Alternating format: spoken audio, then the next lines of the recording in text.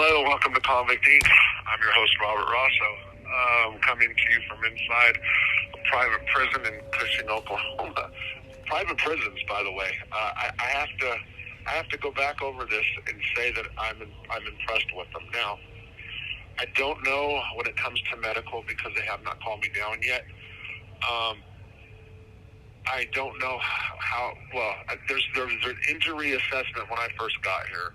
As far as the cancer stuff, like I said, I was refusing that. I needed the white blood cell, red blood cell count figured out, and some blood work to be done. But this is a transfer center. I am not designated, and I have a really, really, really bad feeling that, like the county jail I was in, I can just be stuck here. And you know what? That's not really a bad thing. This is way better than the Washington County Detention Center in Fayetteville, Arkansas that I was in. And I can go, first of all, the cost in Washington County was like something I've never, ever experienced in my life. This place, they give you everything, your basic necessities, including toothpaste, deodorant, shaving. Oh, that's huge. You get to shave here, by the way, anytime you want. But razors, soap, I mean, it's all provided for free. And it's all kind of, I'm not going to say quality, but I mean, it works. If people that have been to jail know, the Bob Barker deodorants and all that stuff was trash. But this stuff actually works. I mean, I'm kind of impressed with it. They do, it's a private prison, so they have to watch out for cost. They're making money off bodies, which is kind of sick. But as far as from a prisoner's point of view, real chill, real laid back. Everything's here like it is in all the other prisons. By the way, I need to say that the other prisons are just.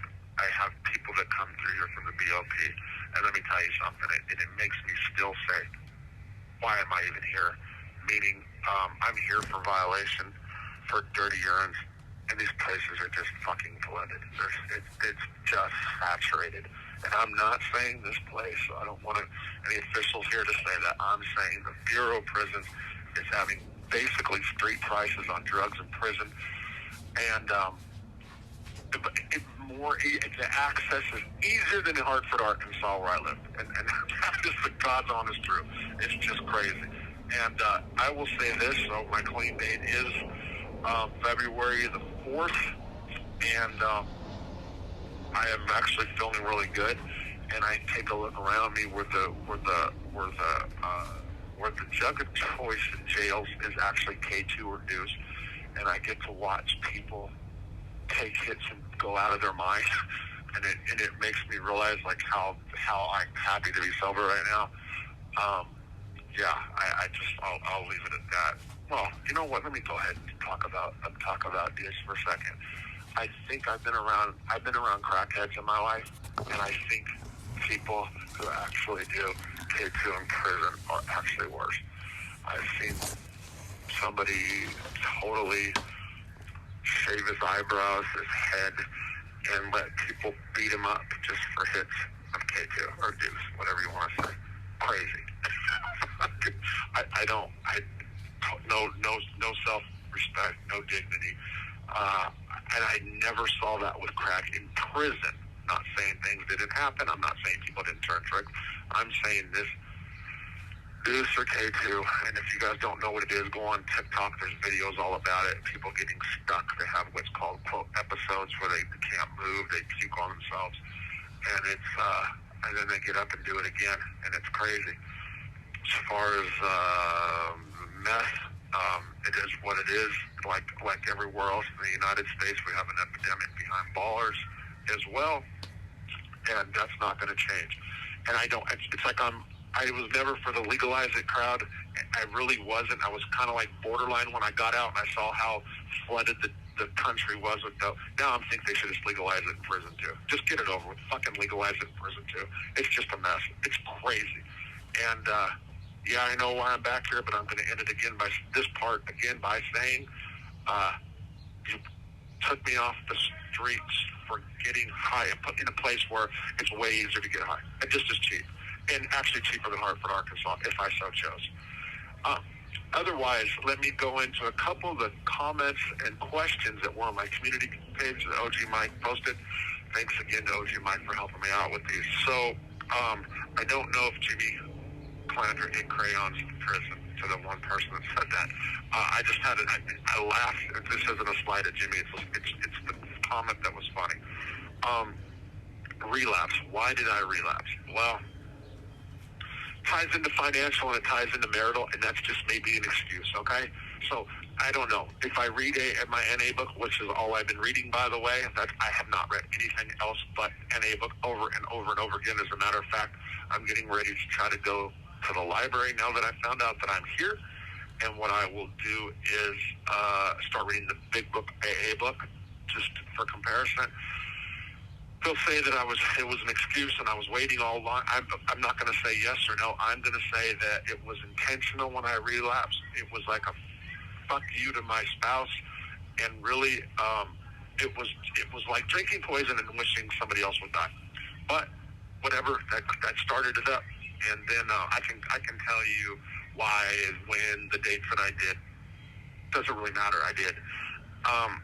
Also, and I need to be clear for people that might have missed it or that are new to the channel, I got arrested by the U.S. Marshals on February the 2nd for violating a dirty urine, for failing a drug test.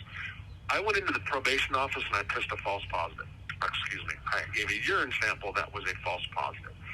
He then goes and puts a patch on my body, which is a sweat patch, which is a drug patch. When he did that, my mind immediately went into junkie mode. It was like, oh my God, I can't beat the drug patch. I can beat urine test, and I want to get high. For nearly 2 years, I was asking U.S. probation to put me on the sweat patch. They didn't want to, or there was different reasons. I'm not blaming them. Yes, I am blaming them. Yes, yes, I am. 100%. Well, they thought that I knew how to beat it. They thought I had some method or something. It was the opposite. I wanted a sweat patch like a shock collar for a dog.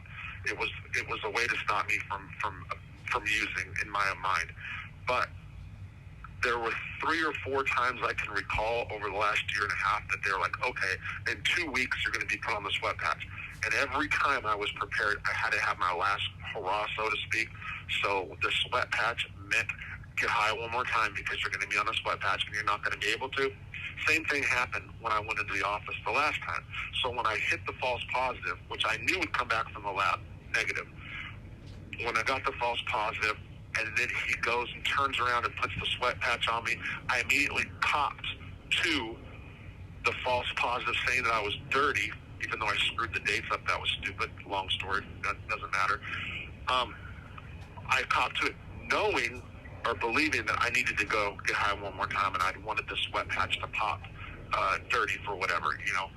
So I was trying to give myself an out so I can get high one more time. I never did. The U.S. Marshals came. That was 2 days later, on February 2nd, and I was clean. They take me from my house. They bring me to the Sebastian County Detention Center to pick people up. Somebody has an 8-ball trying to hand me an 8-ball of meth in the holding tank. I say no. They then whisk me to the Washington County Detention Center, put me in what's called the bullpen, which is D2, where when the cops opened the door, everybody was sleeping, or faking sleeping. As soon as they shut the door, they pop up and got meth, lines of meth on the concrete pillar or whatever. So I did one in there, and then I went into the intake, which was A1, and there was a black guy that had an old black guy, like almost 80 years old, had an ounce of meth. And I got spun to the fucking hugs. So the 4th is my clean day. So the reason I relapsed, and no, I don't find offense to that comment. It's just complicated because it sounds like an excuse and this and that. One of the things I do hate about NA, I do hate about people. Anyway, you're not allowed to have an excuse if you're an addict. You can't have an excuse. Excuses don't matter. That's what they teach you. It doesn't matter why you did it, but really, in reality, context is everything. Because you have to remember and you have to learn from your past. But they teach you it doesn't matter. And then people who love you or hate you, they don't want to hear context because they don't want sense to be made out of it. They only want to know that you're a piece of shit that you used and you feel sorry for everything you did. Doesn't matter why. And that's a little problem that I do have. I'm trying to figure out how to get over that. And there's another problem with NA that I see too. But I like being sober. I want to stay sober. That seems like one of the only tried and true methods is through NA. And if I go back to my journals and writings that I did from prison, I say that I needed to go out and hit NA from day one, or AA from day one. I wrote this in my journal starting as far as back as 2014. So it's always been in my mind. Food in jail. The Washington County Detention Center actually had okay food that was very bland. For jail food, I cannot complain or bitch. It was super overcrowded. They didn't allow razors. We used anything from shaving rocks. The last thing I used was a aluminum can, like a Pepsi can that they smuggled in, and they used the end of it. They actually used aluminum to shave with. That was one of the last shaves I've had there. Yes, I was cut the fuck up everywhere. And of course, the covers on outlets, like electrical outlets covers, they take those off and they sharpen them down and they create objects you can shave off. But the food, all in all, there was, you know what they did in the Washington County Detention Center? They filled you up with cake. You got cake twice a day. I lost weight. I went in there weighing 233, and I am now 225. When I left. And I didn't eat the cake all the time. I didn't do too much commissary. Only real commissary I ordered was the day before I got transferred, and of course I had to forfeit the commissary when I left. I tried to eat as much as I can when I was leaving. And the Washington County Detention Center, of course, the craze is the dips. They have smokeless or tobacco-less pouches, dip, and everybody is going crazy snorting nicotine. And if you think about it, people might say it's gross or a bunch of junkies in there. It's crazy to see people snorting all these lines of nicotine, but when it comes down to it, it's a stimulant. It is all about the dopamine. And when you go all the way back until the 18 and 1900s, who snorted snuff? It was the civilized folk. Now the junkies do it, but that's just how people perceive. These prisons are full of addicts. What do you expect? That's what it is. I'm looking across the pond, and I just see people with drug addiction and mental health problems, and that's just what we're incarcerating. In this jail, food is really good. I'm not going to lie. The portions are small. This is a private prison. They cut costs. So they do feed you. You sustain in here. Commissary is cheap, not as cheap as the BOP, but cheap. You have 1 minute remaining. Let me answer a different question since I'm just rambling. Carmine Persico. Somebody's asking about Carmine Persico. There was a live that I did with the guy named Chucky and Steve. I said Carmine's confidant and whatever, Carmine Selly.